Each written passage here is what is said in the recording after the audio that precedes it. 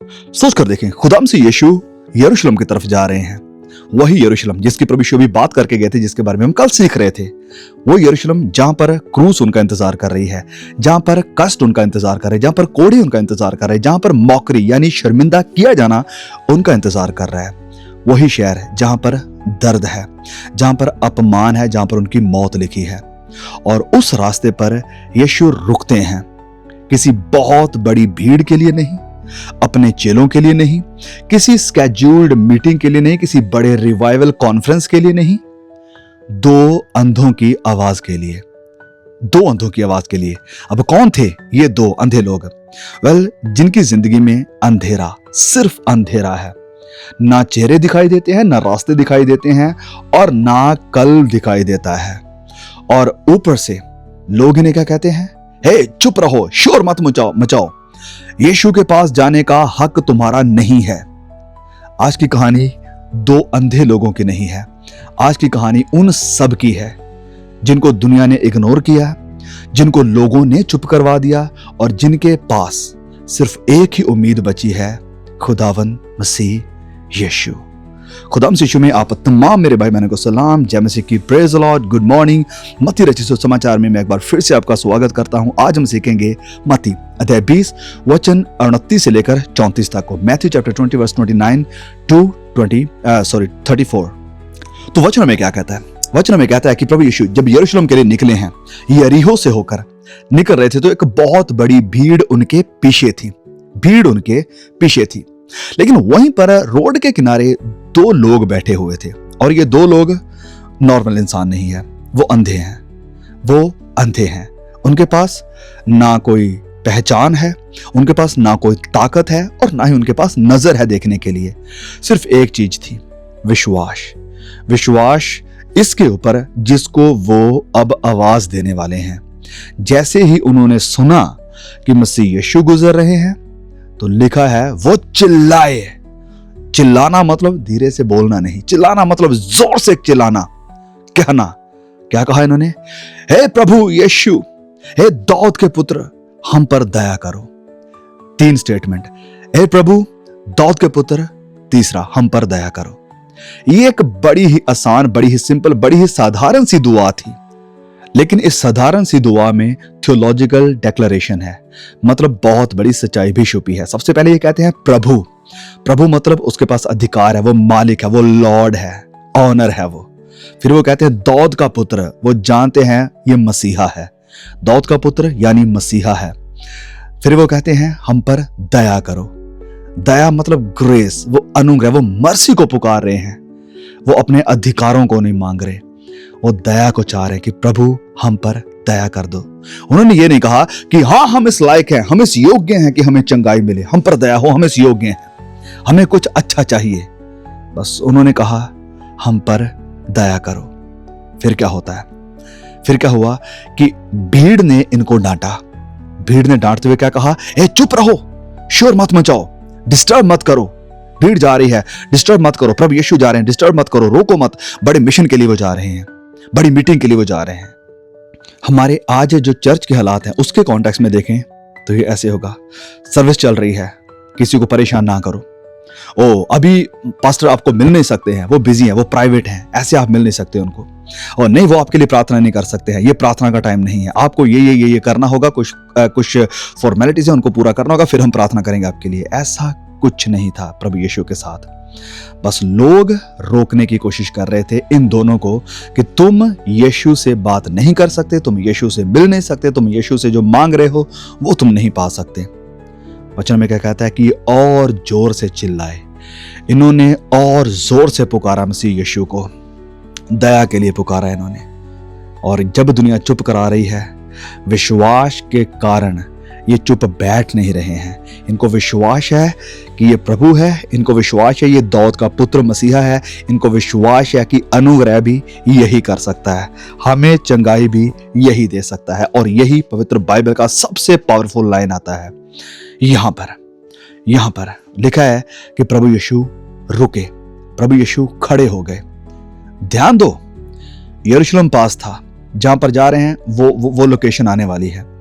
और उनके सामने क्रूस है, उनके सामने तकलीफें हैं, मुश्किलें हैं, सफरिंग है, लेकिन फिर भी प्रभु यीशु रुके हैं इन दोनों के लिए। सारी भीड़ को इग्नोर करके इन दोनों के लिए रुके हैं। नथिंग कुड स्टॉप हिम, कुछ भी उसे रोक नहीं सका। आज मेरे प्रिय भाई मेरी बहन, आपका अतीत मसीह यीशु को नहीं रोक सकता, आपकी कमजोरी मसीह यीशु को रोक नहीं सकती, आपका स्टेटस मसीह यीशु को रोक नहीं सकता, आपकी फैमिली बैकग्राउंड मसीह यीशु को रोक नहीं सकती, आपकी फाइनेंशियल कंडीशन मसीह यीशु को रोक नहीं सकती, आपकी शारीरिक डिसेबिलिटी खुदा मसीह यीशु को रोक नहीं सकती। मसीह यीशु को सिर्फ एक ही चीज रोक सकती है, सिर्फ एक ही चीज, दया के लिए की गई सच्ची दुआ, सच्ची प्रार्थना, सच्ची पुकार। तो क्या होता है आगे? प्रभु यीशु इसके पास आते हैं और पूछते हैं, तुम क्या चाहते हो कि मैं तुम्हारे लिए करूं? तुम क्या चाहते हो? सोचो इस बात के बारे में। यीशु जानते थे वो अंधे हैं, लेकिन फिर भी सवाल पूछ रहे हैं। क्यों? क्योंकि परमेश्वर आज भी वही सवाल पूछता है। कई बार हम इसलिए खाली रहते हैं क्योंकि हम बोलते ही नहीं हैं, हम मांगते नहीं हैं, हम गिड़गिड़ाते नहीं, हम पुकारते नहीं इनकी तरह, हम चिल्लाते नहीं हैं। बाइबल कहती है तुम इसलिए नहीं पाते क्योंकि तुम नहीं मांगते। यहां पर याद रखें, याकूब अध्याय 4:2 में लिखा है कि तुम नहीं मांगते। ये नहीं लिखा तुम घोषणा नहीं करते, ये नहीं लिखा कि तुम बोलते नहीं, ये नहीं लिखा तुम डिक्लेयर नहीं करते, यहां पर लिखा तुम नहीं मांगते। आज बहुत सारे प्रचारक हैं आपको मांगने से डिस्करेज कर रहे हैं कि आप मांगना नहीं है। नहीं, तुम भिखारी थोड़ी ना। वचन जब कह रहा है कि तुम्हारे पास नहीं है क्योंकि तुम नहीं मांगते, तुम घोषणाएं कर रहे हो, तुम ये कर रहे हो, वो कर रहे हो, बहुत कुछ कर रहे हो, लेकिन तुम मांग नहीं रहे हो। प्रभु यीशु जानते हैं आपकी जरूरत को, प्रभु यीशु जानते हैं आपके दर्द को, जानते हैं आपकी कमी को, लेकिन फिर भी परमेश्वर चाहते हैं कि आप पुकारें। फिर भी प्रभु यीशु मसीह चाहते हैं आप मांगे। प्रभु यीशु चाहते हैं आप पर डिपेंड हो। प्रभु यीशु चाहते हैं कि आप उसको अपनी आवाज दें, बोलें, बैठें उसके साथ, प्रार्थना करें। क्योंकि दुआ सिर्फ इंफॉर्मेशन देना नहीं है परमेश्वर को। क्या ये कोई नई इंफॉर्मेशन दे रहे थे? ये जो अंधे हैं प्रभु यीशु को कोई नई इंफॉर्मेशन दे रहे जो यीशु को पता नहीं थी? प्रभु को पता था ये अंधे हैं। ये इंफॉर्मेशन देना नहीं है, बिल्कुल ये बात सही है। लेकिन प्रार्थना एक रिलेशनशिप है जहां पर आप अपने खुदा के साथ बैठते हो, अपनी जरूरतों, अपने हाल को, अपने दिल को उसके सामने खोलते हो। तो क्या लिखा है?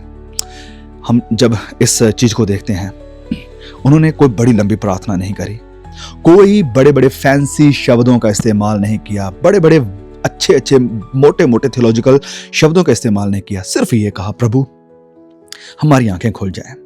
हम ये चाहते हैं हमारी आंखें खुल जाएं। सिंपल सी दुआ, सिंपल सी प्रार्थना, सिंपल सा विश्वास है।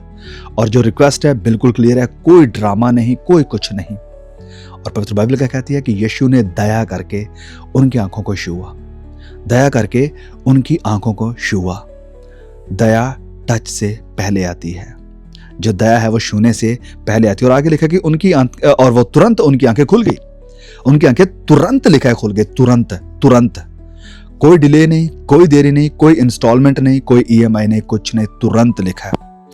जब प्रभु यीशु छूता है किसी को, जब प्रभु यीशु काम करता है अपना, जब पवित्र आत्मा में काम होता है, जब सच्चाई में काम होता है, अंधेरा भाग जाता है।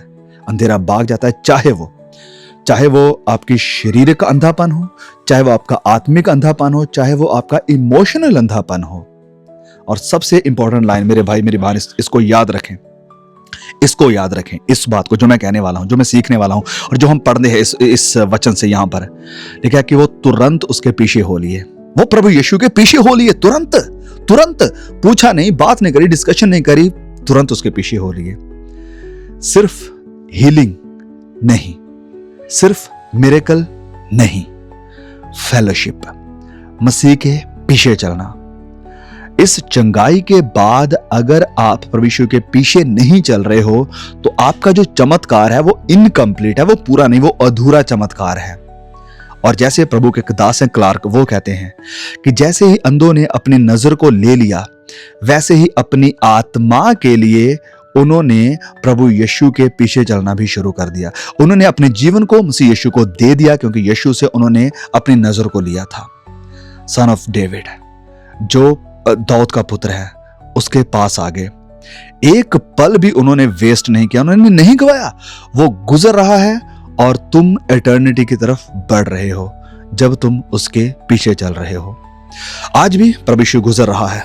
सवाल ये नहीं यीशु कर सकता है या नहीं, सवाल ये है क्या आप पुकारने के लिए तैयार हो, क्या आप मांगने के लिए तैयार हो, क्या आप चिल्लाने के लिए तैयार हो, क्या आप गिड़गिड़ाने के लिए तैयार हो।